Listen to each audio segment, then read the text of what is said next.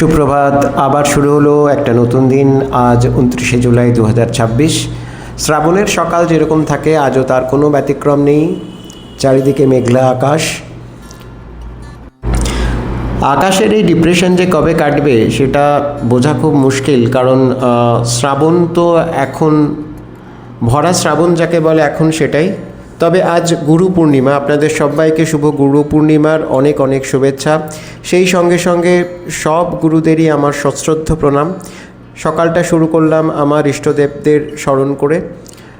আজকে তো বেশ কিছু প্ল্যান আছে, কিন্তু জানি না সেটা কতখানি সাকসেসফুল হবে। আজ ইচ্ছে আছে একটুখানি মন্দিরে তো যাবই, অর্থাৎ লেক কালীবাড়িতে তো যাবই মাকে প্রণাম করার জন্য। সেই সঙ্গে সঙ্গে একটু অন্য কোথাও যাওয়ার প্ল্যান আছে, তবে জানি না সেটা কতখানি সাকসেসফুল হবে, কারণ ওয়েদারের যে অবস্থা, যখন তখন যদি ভারী বৃষ্টি নেমে যায় তাহলে তো যাওয়া খুব মুশকিল। তবে লেক কালীবাড়ি যাব সেটুকু আপাতত ঠিক আছে। আর এখন তো আমার একটা নতুন দায়িত্ব এসে পড়েছে, সেটা হচ্ছে যে গোপাল সেবা করা। সেই জন্য ঘড়ির কাঁটা 6টা ছুলে পরেই আমার মনে হয় যে না, এবার বিছানা ছেড়ে উঠতে হবে, কারণ সকালে সমস্ত কাজকর্ম সেরে আমাকে তাড়াতাড়ি ঠাকুর ঘরে চলে যেতে হবে গোপালকে সেবা দেওয়ার জন্য, অর্থাৎ সকালের সেবাটা দেওয়ার জন্য। আমি আমার গোপাল রাখার ইচ্ছে ছিল বহুদিন, কিন্তু অফিসের কাজের চাপ, সময়ের অভাব, এই সব কারণেই আমি সেটা করে উঠতে পারিনি, অর্থাৎ বাড়িতে গোপাল এনে তার সেবাটা দেওয়া শুরু করতে পারিনি। বাড়িতে গোপাল ঠাকুর রাখলে পরে তাকে বাৎসল্যভাবে সেবা করতে হয়, অর্থাৎ আপনি একটা বাচ্চাকে যেভাবে যত্ন নেন সেই রকম করেই গোপাল ঠাকুরেরও যত্ন নিতে হয়। তাই এতদিন পর্যন্ত সেটা করা সম্ভব ছিল না বলেই আমি আর সেই পথে যাইনি। যাই হোক, ওই দেখুন আমার ফুলওয়ালা ভাইটি আজকে বসেছে। নমস্কার, সুপ্রভাত। আজ 29শে জুলাই 2026। আজকের দিনটি তো একটি বিশেষ দিন। আজ গুরু পূর্ণিমা। সনাতন ধর্মে কিন্তু এই দিনটি একটা বিশেষ তাৎপর্য রয়েছে। যুগে যুগে বহু গুরুরা এসেছেন, যারা মানব সভ্যতার এবং সেই সঙ্গে সঙ্গে মানব চেতনার উন্মেষ ঘটিয়েছেন, আমাদেরকে সঠিক পথে চালিত করার একটা দিশা দিয়ে গেছেন এবং দিচ্ছেনও। সেই সব গুরুদের প্রতি আমার সশ্রদ্ধ প্রণাম জানিয়ে আজকের দিনটা শুরু করলাম। আজকের দিনটা আপনাদের প্রত্যেকের ভালো কাটুক, আপনারা প্রত্যেকেই ভালো থাকুন, এটাই আমার প্রার্থনা। সকালটা শুরু করলাম এক কাপ কফি দিয়ে, তার সঙ্গে কিছু কুকিজ আর বাদাম, এইসব করে আর অন্য কাজে হাত দিলাম না। সোজা চলে গেলাম ঠাকুর ঘরে, কারণ পুজোর কাজটা শেষ করে আবার কাজে বসতে হবে। সেটাকে তো আর অবহেলা করলে চলবে না। সকাল 9:30টার সময় লগ ইন করার সময় আমার। তাই গোপালকে সেবা দিয়ে, মহাদেবকে স্নান করিয়ে, তাকে পূজা অর্চনা করে আমি বসে পড়লাম কাজে। আজকে সকালবেলা একটা অভাবনীয় কাণ্ড ঘটেছে। সেটা হচ্ছে যে আজকে তো গুরু পূর্ণিমা, তো সেই উপলক্ষে আমরা ঠিক করেছিলাম যে আজকে আমি, বুবু, আমরা সবাই নিরামিষই খাবো। তো নিরামিষ কি রান্না হবে না হবে সেটা একটা দ্বিধাদ্বন্দ্ব ছিল মনের মধ্যে। তখন বুবুই ঠিক করলো যে আজকে তাহলে আমরা লেক কালীবাড়ি থেকে প্রসাদটা আনিয়ে নিই। লেক কালীবাড়িতে প্রসাদ কিন্তু নির্দিষ্ট দক্ষিণার মাধ্যমে আপনি কিনে নিতে পারেন, অর্থাৎ আপনি বাড়িতে নিয়ে আসতে পারেন। একটা নির্দিষ্ট দক্ষিণা আছে। বিভিন্ন ধরনের প্রসাদই ওখানে পাওয়া যায়, যেমন পোলাও পাওয়া যায়, খিচুড়ি পাওয়া যায়, বা পোলাও খিচুড়ি দুটো একসঙ্গেও নেওয়া যায়। আর আজকে তো যেহেতু গুরু পূর্ণিমা, সেই জন্য আজকে ওখান থেকে প্রসাদ ডিস্ট্রিবিউশনও হবে। কিন্তু তবু আমরা ঠিক করেছিলাম যে আজকে প্রসাদ আমরা বাড়িতে নিয়ে আসবো বাড়ির সবার জন্য। তো আমরা যখন লেক কালীবাড়িতে ফোন করি, তখন মন্দিরের পক্ষ থেকে জানানো হয় যে আমরা আজকে ইচ্ছে করলে মাকে শাড়িও দিতে পারি, অর্থাৎ আমাদের দেওয়া শাড়ি পরে মা আজকে পুজো নেবেন সারাদিন ধরে। তো এই সুযোগটা তো হাতছাড়া একেবারেই করা যায় না। সেই জন্য আমরা সেই প্রস্তাবে রাজি হয়ে গেলাম। মা আজকে আমাদের দিয়ে শাড়িটা দেওয়ালেন, অর্থাৎ মা আজকে সারাদিন যে কাপড়টা পরে থাকবেন সেটা উনি আমাদের দিয়েই দেওয়ালেন। এটা অভাবনীয় একটা সুযোগ। তো আমরা ঠিক করেছি যে প্রসাদ নিতে আমরা সবাই মিলে যাব, একবার মাকে দর্শনও করে আসব, এবং যদি সম্ভব হয় তাহলে একটু অঞ্জলিও দিয়ে আসবো। তা বাড়ির পুজো আমার হয়ে গেছে, তো এখন আমি অপেক্ষা করছি আর বাকি সবার জন্য। সবাই রেডি হয়ে গেলেই আমরা লেক কালীবাড়িতে যাব। সেখানে গিয়ে আপনাদেরকেও দর্শন করাবো, আপনারাও আমাদের সঙ্গে যাবেন এবং মায়ের কাছে আপনারা আপনাদের জন্য প্রার্থনা জানাবেন। তাহলে চলুন মন্দিরে গিয়ে আবার দেখা হচ্ছে। আমার লাঞ্চ রিসেসে আজকে মন্দিরে গেছিলাম, অর্থাৎ আমার লাঞ্চের জন্য যে আমি খানিকক্ষণ কর্মবিরতি নিই সেই সময়টাতেই চলে গেলাম মন্দিরে। রাস্তাঘাট এমনিতে ফাঁকাই ছিল। আজকে সারাটা দিনই তো একদম একটা মেঘলা পরিবেশের মধ্যে দিয়ে যাচ্ছে। রোদের তাপ সেরকম নেই, তবে মনে হচ্ছে কিছুক্ষণের মধ্যেই বৃষ্টি নামবে। মন্দিরে বেশিক্ষণ সময় তো কাটাতে পারবো না, ওই ঘন্টাখানেকের মতো। দেখা যাক তার মধ্যে কতটুকু কি হয়। আর বলতে বলতে চলে এসেছি মন্দিরে। পুজো শুরু হয়ে গেছে। আর এই যে মাকে একটা লাল সাদা রঙের বেনারসি পরানো হয়েছে, পাটটা লাল জমিটা সাদা। অন্যান্যবার কি হয় যে আমরা যখন মাকে শাড়ি দেওয়া হয় তখন আমরা নিজেরাই শাড়িটা কিনে দিই, কিন্তু এইবার সেই সুযোগটা ছিল না, কারণ হঠাৎ করেই তারা আমাদের কাছে অর্থাৎ মন্দিরের কাছ থেকে এই প্রস্তাবটা এসেছে। আর আজকে সকালবেলায় এসছে। আর এই হচ্ছে গুরুদেব হরিপদ চক্রবর্তীর মর্মর মূর্তি। এই গুরুদেবই কিন্তু তার সাধনার ফলস্বরূপ এই মন্দিরটি প্রতিষ্ঠা করেছিলেন। এখন মন্দিরটি তো আবার নবকলেবরে তৈরি হচ্ছে, পেছনে একটা বিশাল শ্বেত পাথরের মন্দির তৈরি হচ্ছে। মন্দিরের কাজকর্ম বেশ দ্রুতগতিতেই এগিয়ে চলছে, কিন্তু পুরনো মন্দিরটা তো এতদিন ধরে আমাদের মনের মধ্যে একেবারে গেঁথে ছিল।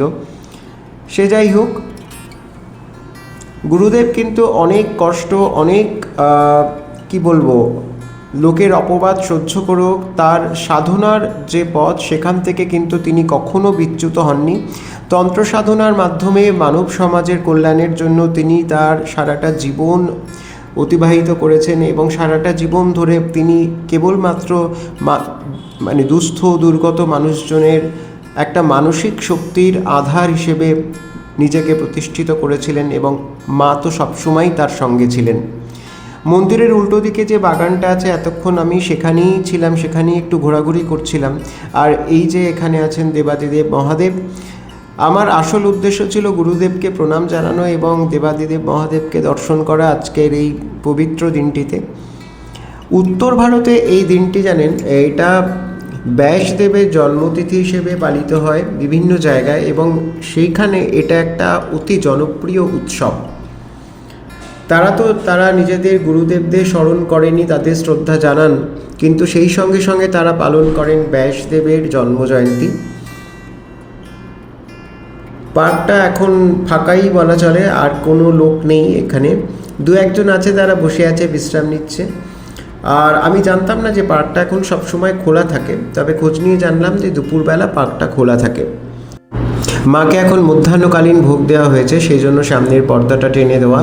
তবুও দর্শনার্থীরা অপেক্ষা করছেন, কারণ এরপরে ভোগ আরতি হবে এবং তারপর হবে অঞ্জলি।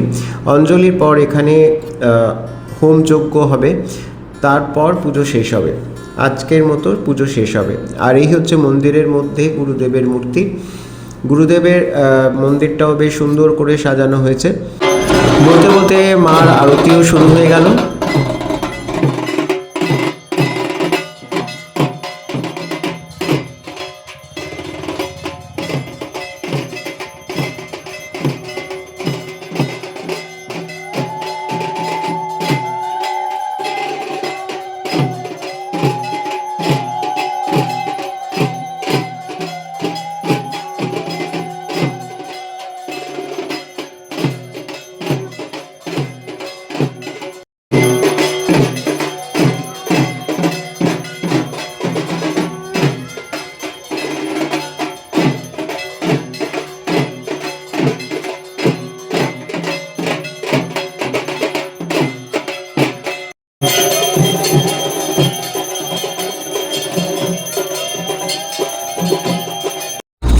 আর এখানে এখন চলছে হোমের প্রস্তুতি। তবে আমরা এই হোমটা দেখতে পারবো না, তার কারণ আমার 1 ঘন্টার সময়সীমা মোটামুটি শেষ হয়ে আসছে। একটু পরেই অঞ্জলি শুরু হবে। অঞ্জলিটা দিয়ে ভোগ প্রসাদ নিয়ে বাড়ির দিকে যাত্রা করব। হোমটা দেখার খুব ইচ্ছে ছিল, কিন্তু কি করা যাবে, এখন তো আর সময় নেই। আর আজকে ছুটির দিনও নয়, আজ পুরো দস্তুর একটা কাজের দিন। এখানে এখন আমরা সবাই অঞ্জলির জন্য অপেক্ষা করছি। অঞ্জলিটা দিয়ে আমরা এবার বাড়ির দিকে যাব। আর এখন যত বেলা গড়াচ্ছে মন্দিরে ভিড় কিন্তু ততই বাড়ছে। প্রচুর পুণ্যার্থীরা আসছেন আজকে মাকে দর্শন করতে, পুজো দিতে। আর এই যে দেখুন, আমাদের এখন মোটামুটি অঞ্জলি দেওয়াও হয়ে গেল। আমরা গুরুদেবের মন্দিরে দাঁড়িয়েই এবার অঞ্জলি দিলাম, বেশ ভালো লাগলো। সবাই গুরুদেবের চরণ পাদুকা স্পর্শ করে তার আশীর্বাদ প্রার্থনা করছেন, আমরাও করলাম। আর সেই সঙ্গে সঙ্গে আপনাদের সবার জন্য প্রার্থনা জানালাম, আপনারা সবাই ভালো থাকুন। ইচ্ছে আছে সন্ধ্যেবেলা আরও একবার মন্দিরে আসার, এসে আরও একবার মাকে দর্শন করে যাব। আজকে তো আগেই আপনাদের দেখিয়েছিলাম যে গুরুদেবের মন্দিরটাও ভীষণ সুন্দরভাবে সাজানো হয়েছে। আর গুরুদেবের এই মূর্তিটা কিন্তু নতুন মূর্তি। আর অঞ্জলি দিয়ে আমরা এখন চলেছি বাড়ির পথে। আর এই হচ্ছে আমাদের আজকের ভোগ প্রসাদ। ভোগ দর্শনে তো শুনেছি দুর্ভোগ কাটে, তাই এই দেখুন এখানে কুপনের গায়ে আমার নামও লেখা রয়েছে। এখন খুলে দেখাই আপনাদের, আপনারাও মায়ের ভোগ দর্শন করুন। প্রত্যেকটা ভোগের মালসাই এভাবে ওড়না দিয়ে বাঁধা থাকে, অর্থাৎ যে ওড়নাগুলো, এগুলো সব প্রসাদী ওড়না, এগুলো দিয়েই বাঁধা থাকে। আর ভেতরে বিভিন্ন স্তরে প্রসাদগুলোকে সাজানো থাকে, খুব সুন্দর করে ওনারা প্যাকিং করে দেন। আজ অবধি এরকম কোনো দিনও হয়নি যে ভোগের প্রসাদ ওখান থেকে আমরা নিয়ে এসেছি এবং সেটা বাড়িতে কিছুক্ষণ রাখার পরে খারাপ হয়ে গেছে, কারণ সেরকম ঘটনা কোনো দিনও ঘটেনি। এরকমও ঘটেছে একবার, আমাদের প্রসাদ আমরা ভুল করে অন্য একজনের প্রসাদ নিয়ে চলে এসেছিলাম। তারপরে যখন মন্দিরে গেছি তখন আমাদের জন্য যে প্রসাদটা রাখা ছিল সেটাও আমাদের নিতে হয়েছিল, কিন্তু সারাদিন থাকার পরও সেই প্রসাদ কিন্তু একই রকম ছিল। হ্যাঁ, একটু ঠান্ডা হয়ে গেছিলো কিন্তু একই রকম ছিল। একদম ওপরের লেয়ারটাতে এনারা দিয়েছেন কিছু ভাজা, দু রকম ভাজা মনে হয়, আলু ভাজা আর পটল ভাজা। সেই সঙ্গে সঙ্গে ছোট্ট একটা মাটির পাত্রে দিয়েছেন চাটনি। সুস্মিতা এখন সেগুলোকে আলাদা আলাদা করে রাখছে, কারণ সবাইকে তো প্রসাদ পেতে হবে আজকে। এরপর আবার একটা শালপাতা স্তর, সেটাকে তুললে পরে বেরিয়ে পড়লো একটুখানি পোলাও, দু রকম তরকারি আর এক বাটি পায়েস, আর তার সঙ্গে তলায় আরও কিছু ভাজা রয়েছে। ঠাকুরকে সাধারণত 5 রকম ভাজা দেওয়া হয় মাকে, তা এখানে দেখলাম মালসাটাতে 3 রকম ভাজা আছে, পটল ভাজা, আলু ভাজা আর বেগুন ভাজা। সেই সঙ্গে রয়েছে 2 রকম তরকারি, একটা আলু ফুলকপির তরকারি আর একটা ছেঁচড়া অর্থাৎ পাঁচমিশালি তরকারি রয়েছে, একটুখানি পোলাও আর এক বাটি পায়েস। আর তার তলার যে লেয়ারটা সেখানে রয়েছে খিচুড়ি। এই প্রসাদটা আমরা আমাদের বাড়ির সবাই মিলে খাওয়ার পক্ষে যথেষ্ট, অন্তত 4-5 জন তো অনায়াসে খাওয়া যায়। আর সন্ধেবেলা চলে এলাম মন্দিরে, কাজকর্ম শেষ করে প্রায় সন্ধে 8টা নাগাদ। সন্ধ্যের পরিবেশটা একবার দেখার জন্য, আলো দিয়ে তো খুব সুন্দর করে সাজানো রয়েছে, সেই সঙ্গে সঙ্গে আমাদের করুণাময়ী মা রয়েছেন সেখানে।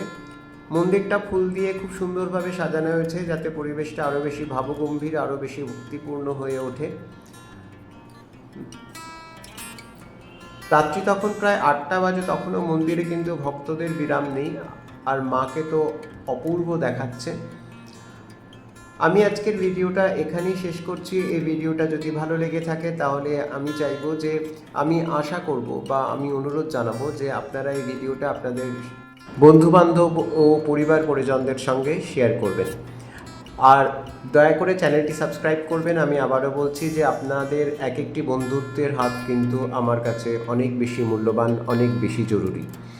আপনারা সবাই ভালো থাকবেন, সুস্থ থাকবেন এবং সবশেষে বলি অতি বিশ্বস্তভাবে নিজের যত্ন নেবেন এবং নিজের সামাজিক দায়িত্ব পালনে তৎপর থাকবেন। আজ তাহলে আসি, মা আপনাদের সবাইকে ভালো রাখুন, আপনারা সবাই সুস্থ থাকুন, ভালো থাকুন। নমস্কার।